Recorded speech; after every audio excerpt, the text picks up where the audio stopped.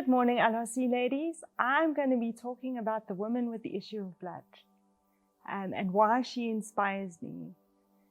I'm a big believer in the legacy you leave behind. And the woman with the issue of blood is never named in the Bible. She is a nameless woman. And her story is thrown in amongst a totally different story. Jesus is actually going with the centurion to go and heal his daughter.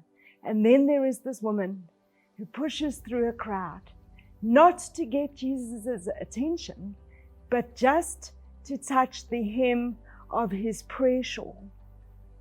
That was enough for her, just to touch the hem of his prayer shawl. Also, from a legalistic standpoint, because she had an issue of blood, she was regarded to be unclean. So for 12 years, she hadn't been able to go to church.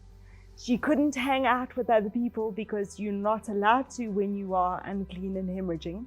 She had spent every cent she had on trying to find a solution, but many of them had actually just made it worse.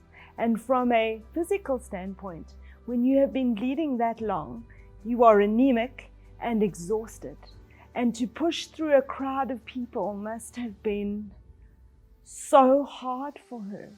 And yet when she touched the hem of Jesus' garment, he felt the power leave his body. And when he said, "Who touched me?" she didn't answer him because of the shame of her illness. But she was instantly healed. And even when she was instantly healed, they still didn't name her.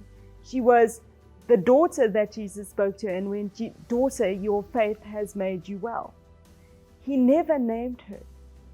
We don't need to be remembered for who we are. We need to be remembered for what we did through Jesus.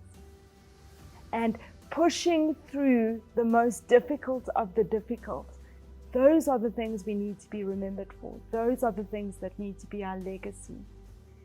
She was just a woman, but her life changed in an instant because she just touched the hem of Jesus' prayer shawl.